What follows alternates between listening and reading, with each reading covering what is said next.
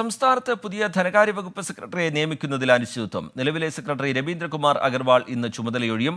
സാമ്പത്തിക പ്രതിസന്ധി രൂക്ഷമായ സാഹചര്യത്തിൽ ചുമതലയേൽക്കാൻ IAS ഉദ്യോഗസ്ഥർക്ക് വിമുഖതയെന്നാണ് സൂചന. VA ഗിരീഷ് വിവരങ്ങളുമായി തിരുവനന്തപുരത്ത് നിന്ന് ചേരുന്നുണ്ട്. ഗിരീഷ്, മറ്റ് പേരുകൾ ധനവകുപ്പ് ഈ ഘട്ടത്തിൽ മുന്നോട്ട് വെച്ചിട്ടില്ല എന്നും മനസ്സിലാക്കുന്നു. എന്ത് തരത്തിലുള്ള നടപടി സ്വീകരിക്കാനാണ്, നീക്കങ്ങൾ നടത്താനാണ് ധനവകുപ്പ് ആലോചിക്കുന്നത്? വിവരങ്ങൾ എന്താണ് ഗിരീഷ്?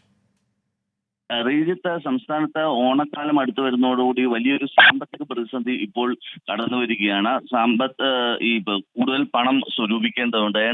5000 കോടിയോളം രൂപ ഓണക്കാലവുമായി ബന്ധപ്പെട്ട് സ്വരൂപിക്കേണ്ടതുണ്ട്. ഈ ഒരു സാഹചര്യത്തിലാണ് ധനവകുപ്പിന് ഒരു നാഥനില്ലാത്ത അവസ്ഥ ഉണ്ടാകുന്നത്. കാരണം ധനവകുപ്പ് സെക്രട്ടറിയായ രവീന്ദ്രകുമാർ അഗർവാൾ ഇന്ന് കേന്ദ്ര ഡെപ്യൂട്ടേഷനിലേക്ക് പോകും. അദ്ദേഹം ഇന്ന് ചുമതല ഒഴിയുകയും ചെയ്യും. പകരം പുതിയതായിട്ട് ആർക്കും തന്നെ ചുമതല സർക്കാർ കൊടുത്തിട്ടുമില്ല. സാമ്പത്തിക പ്രതിസന്ധിയിൽ ചുമതല ഏറ്റെടുക്കാൻ IAS ഉദ്യോഗസ്ഥർ വിമുഖത കാട്ടുകയാണ്.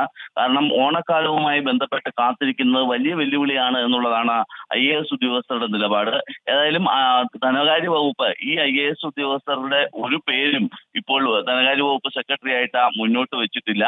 പകരം അഡീഷണൽ ചീഫ് സെക്രട്ടറിക്ക് അധിക ചുമതല നൽകാനാണ് മുഖ്യമന്ത്രിയുടെ ഓഫീസ് ഇപ്പോൾ നീക്കം നടത്തുന്നത്.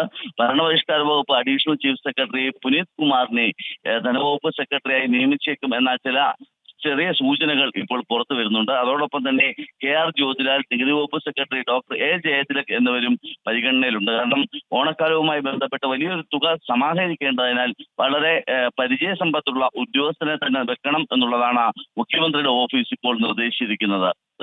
ശരി, VA ഗിരീഷ് വിവരങ്ങൾ നൽകുകയായിരുന്നു തിരുവനന്തപുരത്ത് നിന്ന്.